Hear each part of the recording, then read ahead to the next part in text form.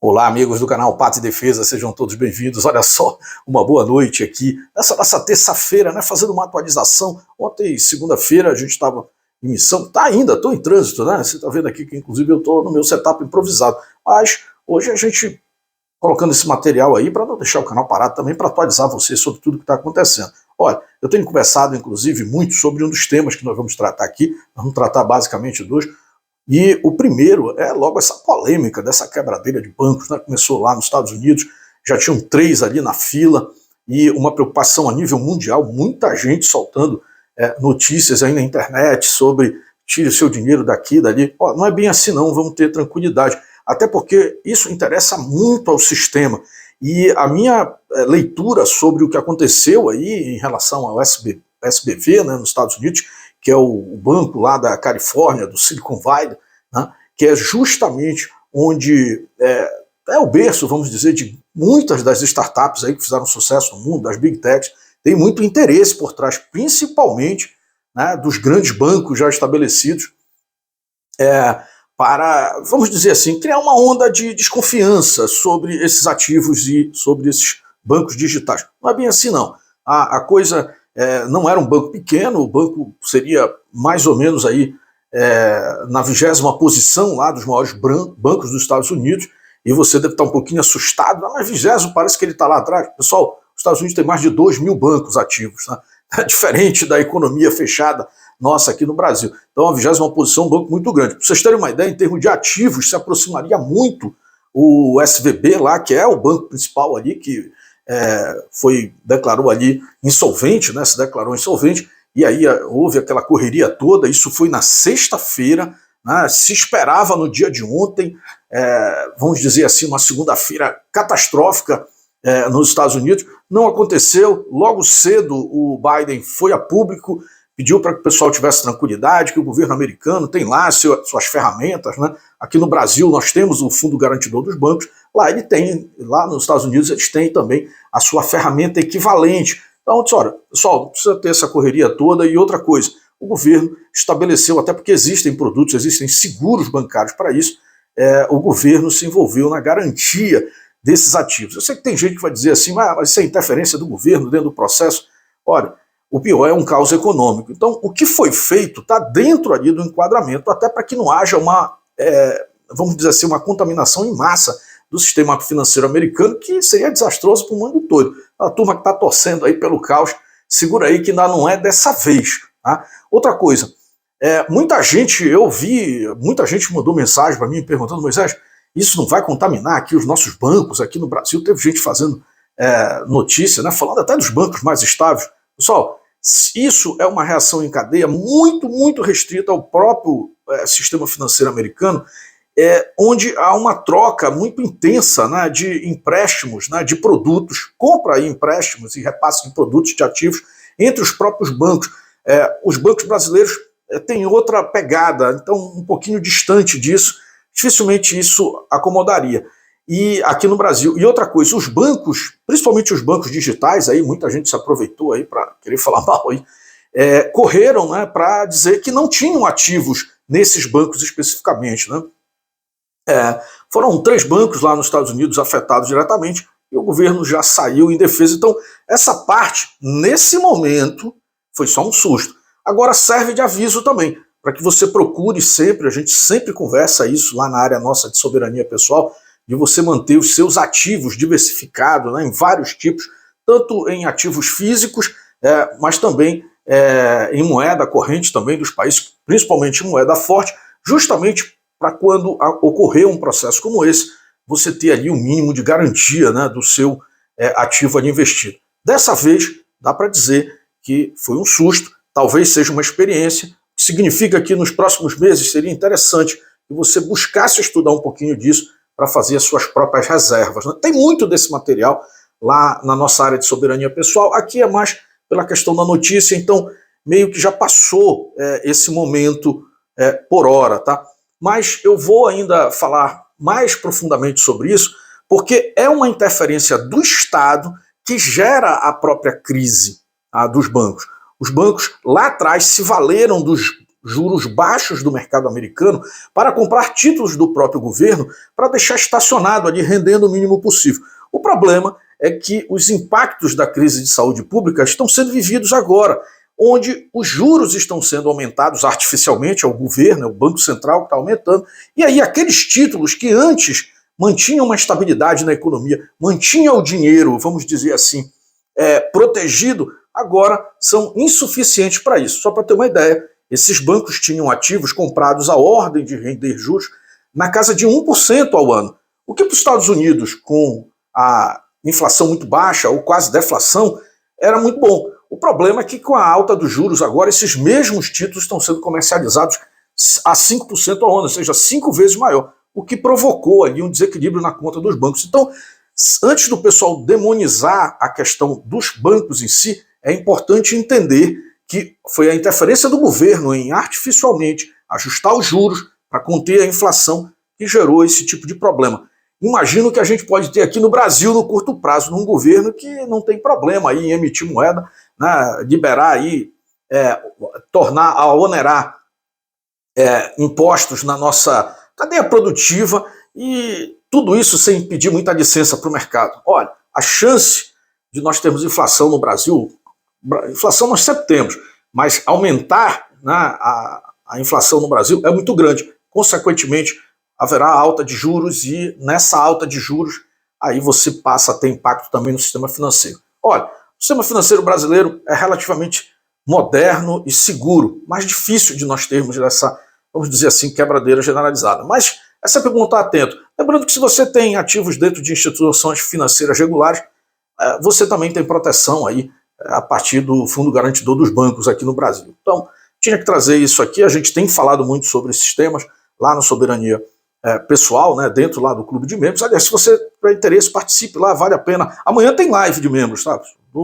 Mesmo eu em trânsito aqui, onde eu estiver, vamos estar no escritório, no hotel, a gente vai fazer a nossa live aberta, vai fazer a live de membros também. Hoje, eu estou mais improvisado ainda em trânsito, então eu estou aqui aproveitando para fazer só uma atualização. Bom, eu acho que esse assunto dos bancos, a gente vai conversar mais sobre isso em um vídeo específico para ele. Eu gostaria de passar aqui para nossa questão de muito interesse, principalmente para nós aqui, os conservadores, a turma da direita, com relação aos nossos amigos, né, os nossos irmãos ali que caíram naquela armadilha lá do 8 de janeiro. Então, muitas dessas pessoas estavam inadvertidamente lá e continuam, muitos deles presos ainda, sem o devido processo legal, a coisa foi feita assim, meio que de improviso, e nós sabemos as consequências disso. E eu já trouxe aqui algumas vezes que a maior esperança que essas pessoas podem ter lá, inclusive para ter punidos aqueles que efetivamente contribuíram, a gente reprova aquele evento de uma maneira geral, mas para que sejam punidos individualmente aqueles que realmente ultrapassaram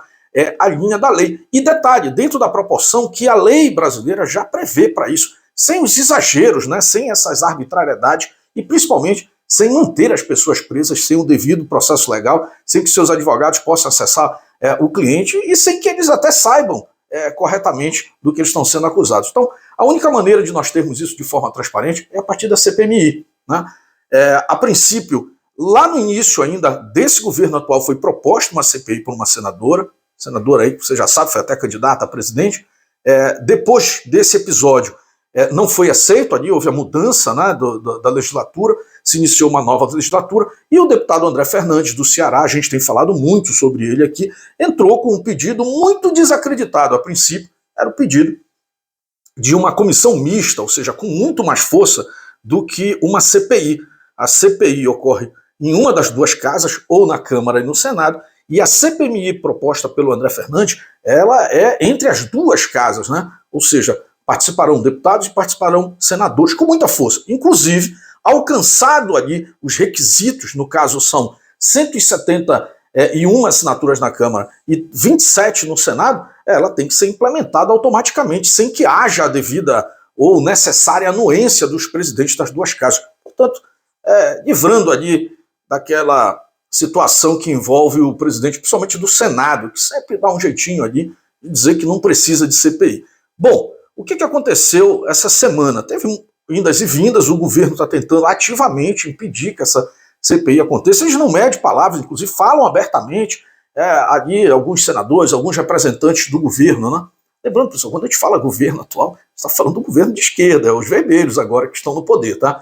Então, o governo atual tenta ali trazer, né, dissuadir esses deputados que assinaram, só que tem um detalhe, das 171 assinaturas, já são 191 hoje, aliás, atualizada essa informação hoje, terça-feira aqui, pelo deputado André Fernandes, tá? E no Senado são 33 das 27 necessárias. Então, muito difícil, é um esforço descomunal que está se fazendo do outro lado para tirar essas assinaturas. Elas têm que ser lidas, essa CPI tem que ser instaurada na primeira sessão do Congresso Nacional, em virtude de tudo que está acontecendo.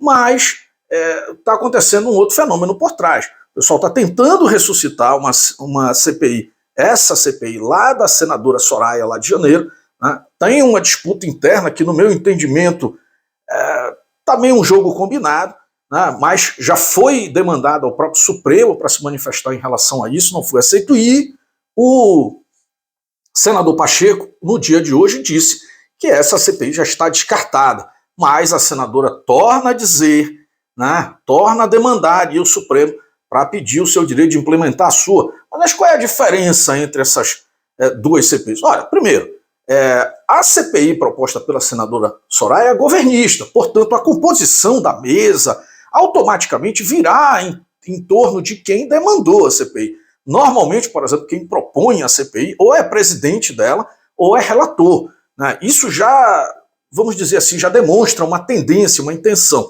Lembrando que o que interessa a esse governo atual, olha, vamos dizer assim, que a verdade não seja totalmente exposta, né? Pelo menos é isso que eles demonstram, não liberaram os vídeos, lembra da situação? A gente quer ver tudo, ninguém quer inventar a roda. O que a gente precisa é ter total transparência sobre o que realmente aconteceu no dia 8, e aliás, sobre toda a comunicação já deste governo sobre os eventos do dia 8, pois quem estava no controle da segurança pública a nível federal, comandando as Forças Armadas, comandando também Polícia Federal, comandando Força Nacional, e poderia ter agido para impedir, né, e proteger o patrimônio público, nos parece que descansou e deixou rolar. Aliás, isso está no pedido e no depoimento do senador Marcos Duval, que é quem meio que dá origem a essa polêmica maior aí para gerar uma CPMI. Aliás, ele, que é um dos também articuladores, pede para ser relator, porque tem elementos, ele diz que tem os elementos necessários para comprovar que parece que o governo atual, no mínimo, pode ter sido, olha, estou colocando na suposição leniente, no fato de deixar rolar. Tem isso, a gente já trouxe aqui em outros vídeos, tá? Qual é a posição nesse momento? O deputado André Fernandes hoje veio a público para dizer, olha, calma, essa demanda aí, essa disputa da Soraya com o Pacheco, envolvendo também o Gilmar, é sobre a CPI dela. A CPI, a CPMI proposta pelo André Fernandes, essa sim que nos interessa, ainda está em jogo, tá? E a gente espera que nos próximos dias ela seja instaurada. Em tese, ela deve ser instaurada na primeira sessão conjunta, né? Câmara e Senado, ou seja, na primeira sessão do Congresso Nacional, presidida pelo Pacheco, mas é uma formalidade a sua leitura. Aí começa uma outra disputa nossa, porque aí nós vamos ter que, olha, ir para cima ali para ver como vai ser a montagem, né, da mesa ali, quem será o presidente, quem será o relator, o primeiro secretário, por aí vai. E, aliás, quem serão os membros dessa CPMI, para nós não incorrermos naquele mesmo caso lá atrás da CPI, da questão de saúde pública, onde, ao invés do pessoal estar investigando realmente os desvios de verba, e todo o problema que aconteceu, e também as arbitrariedades durante a crise de saúde pública, o pessoal ficou lá só falando sobre suposições, tudo só para atacar o governo anterior, o governo do presidente Bolsonaro. Tá? Pessoal, eu trouxe esses dois temas aqui para a gente conversar. Deixa o teu comentário aqui, o que você acha, o que você quer que a gente fale mais também sobre esse assunto. Se quiser participar com a gente da nossa área de membros, tá aqui na descrição desse material, né? Pátria e Defesa.app, mas você acessa pelo patriadefesa.com.br, digita lá, chega junto da gente, escolhe lá um dos planos lá do Clube de Membros. Eu só passei aqui para a gente dar essa atualização para vocês, tá legal? Amanhã tem live aberta, normalmente temos live de membros também. E um forte abraço a todos os amigos aqui, olha, fui. Deixa o teu like aí também, compartilha com os amigos, essa foi bem rapidinho aqui, né? Forte abraço, fui, até mais.